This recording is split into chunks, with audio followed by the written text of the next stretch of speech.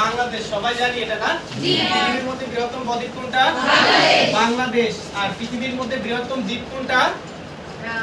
Greenland. পৃথিবীর মধ্যে বৃহত্তম দ্বীপ কোনটা? গ্রিনল্যান্ড। গ্রিনল্যান্ড হচ্ছে ডেনমার্কের অধীনে আছে না? আচ্ছা, আর যদি বলা হয় বাংলাদেশের মধ্যে বৃহত্তম বদ্বীপ কোনটা?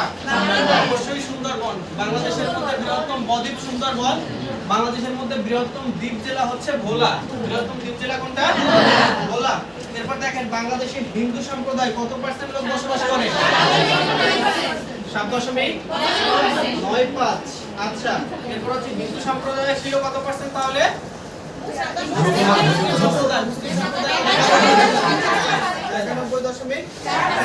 বাংলাদেশের ক্ষুদ্র বিভাগের নাম কি বলেছিলাম?